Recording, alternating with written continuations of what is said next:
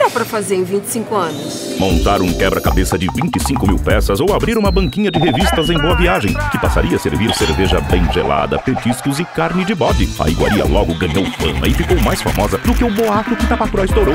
E assim a banca virou bar, depois restaurante, mas sem perder as raízes. Ufa! Ainda bem que transformaram a banquinha de revista em bar. Afinal, ninguém faz amigos fazendo palavras cruzadas. Entre amigos o pode. A vida fica melhor entre amigos. Se beber, não dirija. Olá! Hoje conversamos com Ernesto Cruz, que é superintendente do Banco do Nordeste em Pernambuco. Olá, Ernesto. É um grande prazer tê-lo aqui conosco. Seguramente a comunidade econômica pernambucana se interessa muito com o que está acontecendo no Banco do Nordeste, dado que é um canal tão importante de financiamento em nosso estado. Então, você poderia começar falando um pouco como é que estão as aplicações do FNE, que geralmente são as que têm as taxas mais fáceis, né? Isso, como é que tem evoluído e quais são as perspectivas para esse e os próximos anos? Tá. Alexandre, muito obrigado pelo convite aí aos telespectadores da Diário Pernambuco TV. É uma satisfação estarmos aqui. Eu começaria dizendo que em 2018 nós tivemos um grande desafio que foi acelerar os recursos do FNE. E conseguimos, o ano passado, aplicar a cifra de 4,5 bilhões de reais. Foi um recorde. Aqui em Pernambuco. Aqui em Pernambuco, somente em Pernambuco, na história do banco. Porque até 2017 nós tínhamos aplicado 1,8 por conta do quadro de recessão que o país experimentou muito fortemente nessa época.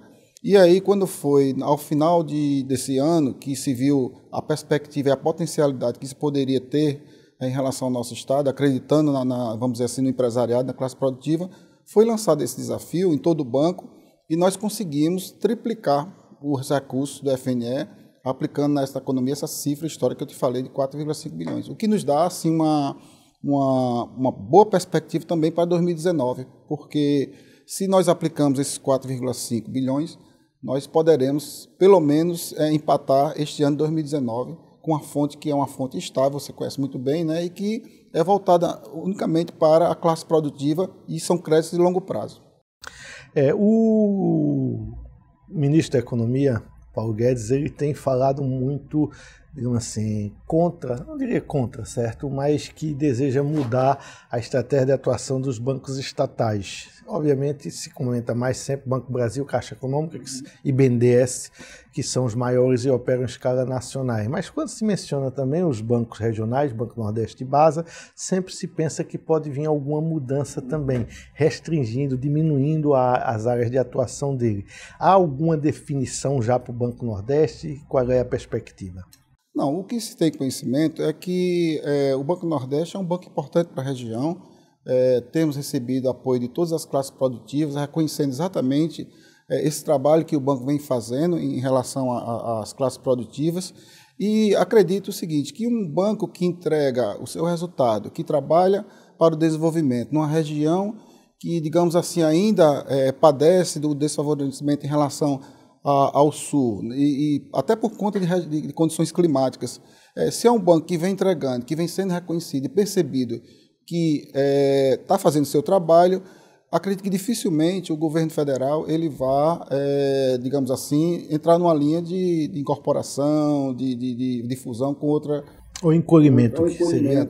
Acredito que o ministro Paulo Guedes ele é um conhecedor do Brasil, sabe muito bem, o próprio presidente Bolsonaro conhece o Banco Nordeste, veio aqui recentemente, inclusive numa reunião do Condel na Sudene, que mês passado, retrasado, em maio, e a gente tem certeza que o banco está fortalecido dentro da missão que ele se propõe a fazer na região.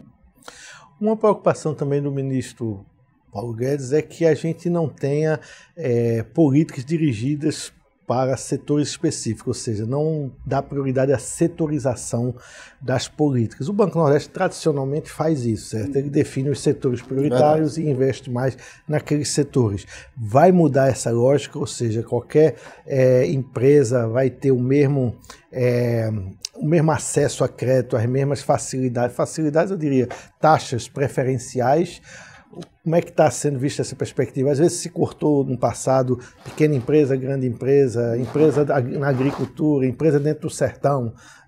Foram alguns dos cortes que já encontrados historicamente no Banco Nordeste. Como é que são as perspectivas para os próximos anos, dada essa visão do ministro de que o mercado deve ser mais livre para alocar recursos? É verdade. O banco segue essa política, tanto é que a gente empresta desde aquele pequeno agricultor que planta, por exemplo, alface, coentro, aquele pequeno microempreendedor que tem, por exemplo, um armarinho, ele trabalha no setor informal, que a gente chama, através do nosso programa de microcrédito, Crédito Amigo, né, no caso do setor urbano, e o agroamigo no setor rural, até uma grande indústria, né, isso aí a gente não tem nenhum problema, porque nós conseguimos navegar, Alexandre, em todos os segmentos. Havendo demanda, o banco tem condições sim de atender. Isso normalmente é feito, um planejamento no ano anterior. Agora mesmo, no segundo semestre, nós devemos ter, mediante uma audiência pública, onde todas as entidades representativas desses setores elas participam e a gente define como é que vai ser essa aplicação no ano seguinte. Então, não temos tido problema em relação a isso. Aqui em Pernambuco, o Banco Nordeste, eu sei que faz muitos estudos, até mesmo para saber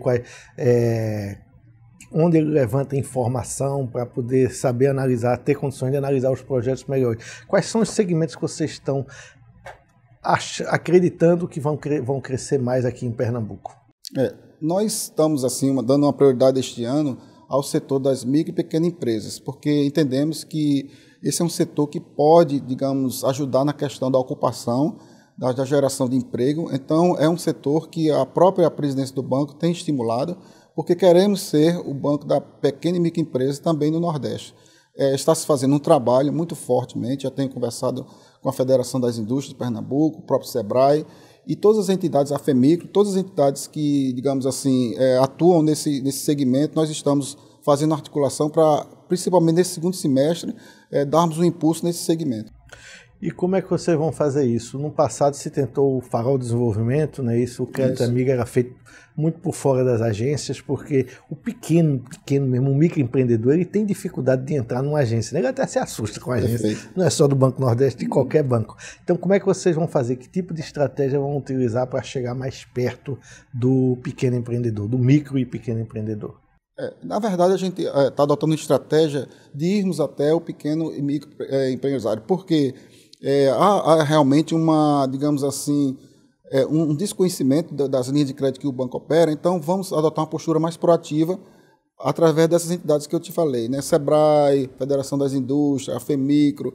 Precisamos nos apresentar, a própria associação comercial, nós temos feito articulações para que nós nos apresentemos, mostremos quais são as condições e desmistificar o crédito para esse público que realmente o banco está a serviço de todas as classes processuais, principalmente essa. Então, vamos fazer essa postura mais de avançar e procurar fazer uma demanda induzida. No caso particular do Crédito Amigo, que foi um programa muito bem sucedido em atingir essa população mais pobre, uma das críticas fortes que se tinha é que a taxa de juros era muito elevada, que é compreensível porque o custo é muito elevado para você fazer uma operação de crédito com uma empresa muito pequena e muitas vezes até sem localização muito específica, não é isso? Como é que estão as taxas de juros do banco para esse microempreendedor? Hoje são taxas que variam entre 1,3% a 2% ao mês. Agora, nós temos notado que em relação a esse público, porque normalmente esse público às vezes procuram fontes alternativas que pagam taxas, assim, que cobram taxas exorbitantes. 5%, 6%, 10%, 7%, né? Exatamente. E conseguimos reduzir para esse patamar de 1,3% a 2% ao mês. Temos observado respostas positivas e também um aumento da demanda por esse tipo de crédito, Alexandre, do Crédito Amigo principalmente. Para você ter uma ideia, a inadimplência nesse segmento chega a 2%, quer dizer, é muito baixíssima em relação ao que se tem aí no mercado. E quanto por cento dos empréstimos aqui em Pernambuco foram dedicados desses 4,2 bilhões, né? Isso, quanto por cento foi dedicado a micro e pequenos empreendedores? A gente tem desses 4, em torno de 10%. O ano passado, 4,5% em torno de 10%, né? É muito baixo ainda, né? Por isso que a gente está priorizando este ano, a gente espera aumentar essa cifra, né?